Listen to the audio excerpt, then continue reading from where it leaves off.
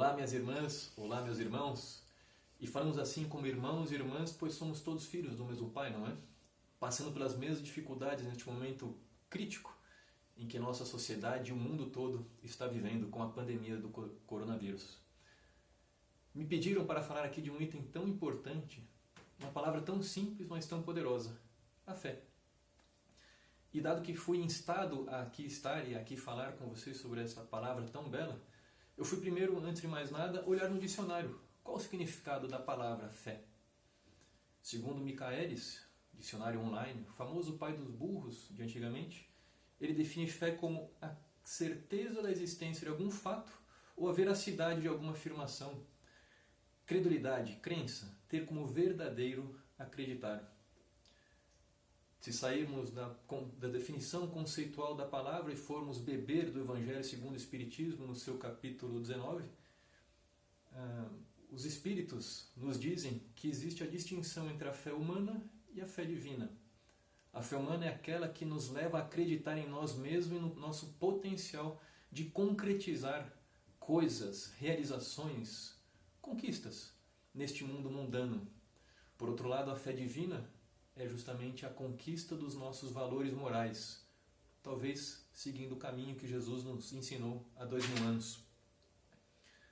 E aproveitando este gancho da fé, relembremos a passagem do Evangelho de Mateus em seu capítulo 19, momento em que um senhor, desesperado com a saúde, a condição do seu filho, vai até Jesus e diz: Mestre, por favor ajude meu filho, que é considerado louco, insano. Ele ora se atira ao fogo, ora se atira à água. Levei este meu filho aos seus discípulos e eles não conseguiram curá-lo, salvá-lo desta condição, desta enfermidade. Jesus, em poucos instantes, então, cura aquele jovem, que passa a ser então considerado como uma pessoa normal, tão imperfeito como nós. Quando o rapaz, o Senhor, sai daquela situação com seu filho, os seus discípulos, os discípulos de Jesus, chegam até ele e dizem: Mestre, mas por que é que nós não conseguimos curar este rapaz? O que é que fizemos de errado? E eis então que Jesus lhes diz: por causa de nossa incredulidade. Porque em verdade vos digo, se tiverdes fé como um grão de mostarda, direis a este monte: passe daqui para acolá, e há de passar, e nada vos será impossível. Num momento tão difícil que vivemos, como eu dizia há pouco, por óbvio que a fé, se nós crermos nisso, que a fé é capaz de nos auxiliar nestes momentos de dificuldade, como não tê-la ao nosso lado para nos fazer passar por esses momentos, passar pelas dificuldades, sejam elas do mundo, sejam elas da nossa ainda fraqueza moral, não é verdade? Muitas pessoas, quando leem esta passagem, entendem que é um verdadeiro puxão de orelha de Jesus nos seus discípulos e em todos nós, tão imperfeitos de novo como eles naquela época. Dizendo que nós temos uma fé pequenina como um grão de mostarda, que naquela época era uma das coisas menores que se conhecia. Na verdade, eu entendo como uma outra forma. Jesus dizia que a nossa fé é como um grão de mostarda e que, portanto, ela pode ser plantada, adubada, tratada com carinho e então crescer, trazer bons frutos. Esta é a fé como um grão de mostarda que Jesus nos entregou há 2000 anos. A questão que fica para nós então, como é que nós fazemos para adquirir essa fé? É fácil? É simples? Qual a mecânica? Como ter esta fé, seja em nós, seja especialmente em Deus, na conquista de valores morais que nós podemos e devemos conquistar nesta e em outras encarnações?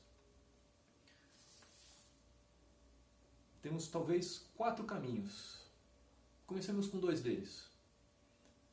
Podemos ir semanalmente a uma igreja, a um centro espírita, a um templo e outras tantas instituições religiosas.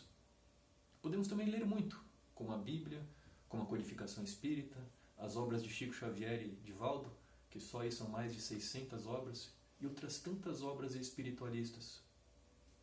Estas 2 mecânicas, visita a centros ou a leitura de obras edificantes, nos ajudam a conectar com o mais alto, com os bons espíritos, com Jesus, com Deus, deixando um pouco de lado os nossos problemas e, quem sabe então, aumentando pouco a pouco a nossa fé.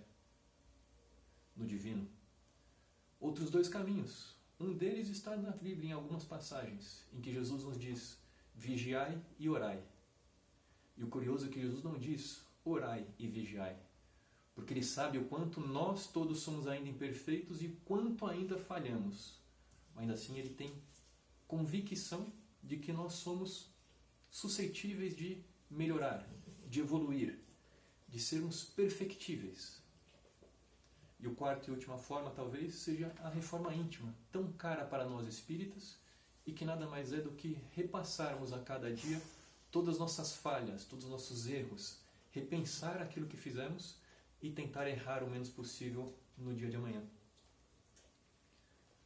Essas quatro formas podem ser completadas por uma quinta, como seria na nossa escola de antigamente, nas questões, nas provas com múltiplas escolhas, sempre tinha a última letra, todas as anteriores. Era uma salvaguarda. Talvez seja este o caminho, não é? Busquemos então, dado que somos espíritas, mas acreditamos em pessoas e espíritos evoluídos que passaram por aqui e que trafegaram por outras religiões e crenças, peguemos uma pequena frase de Madre Teresa de Calcutá, que dizia assim, que o fruto do silêncio é a oração. O fruto da oração é a fé. E nessas duas pequenas frases ela reafirma aqueles dois pontos que falamos há pouco, de nos conectarmos com o maior, com Deus, com Jesus, com os espíritos amigos, através da oração. Mas ela continua, ela vai além, quando diz que o fruto da fé é o amor, que o fruto do amor é o serviço, e que o fruto do serviço é a paz. Não é um belo resumo de uma forma de como conquistamos e aumentamos essa nossa fé no divino? E podemos substituir a palavra serviço aqui como caridade e a palavra paz como reino de Deus. Olha que coisa fantástica. Madre Teresa nos diz que não basta orarmos, não basta aumentarmos a nossa fé, não basta fazermos apenas as coisas exteriores ou interiores, se nós não praticarmos, se não estendermos este nosso conhecimento, essa nossa crença, esta nossa fé tão bela em Deus, se não praticarmos e entregarmos algo para quem está ao nosso lado. E de novo, voltando que estamos em uma quarentena e que ficamos trancados com aqueles entes mais caros, mais queridos do nosso coração, será que nós temos tido a caridade para com eles? A tranquilidade, a serenidade, o perdão e a compaixão? Ou será que nós vivemos em pé de guerra, ainda mais neste momento em que ficamos reclusos, sem ter o dia a dia de fora, apenas dentro de casa? Não é este um belo momento, então, para pegarmos essas palavras, esse entendimento da fé e praticarmos a caridade primeiro dentro de casa, para depois, e quando e se aprendermos, com muito carinho, com muito esforço, praticar cada vez mais essa caridade para com outros que estão do lado de fora da nossa porta, da nossa casa? Peguemos então o Evangelho segundo o Espiritismo, também em seu capítulo 19, em que os Espíritos dizem para nós: não é a fé que nos sustenta a esperança de vermos cumpridas as promessas do Senhor? Porque se não tivermos fé, que esperaremos? Não é a fé que nos dá o amor? Pois se não tivermos fé, que reconhecimento teríamos e, por conseguinte, que amor? E ele conclui: pregai pelo exemplo da vossa fé, para transmitir aos homens, pregai pelo exemplo das vossas obras, do serviço, da caridade, para que sejam o mérito da fé. Pregai pela vossa inabalável esperança, para que vejam a confiança que fortifica e estimula a enfrentar todas as vicissitudes da vida.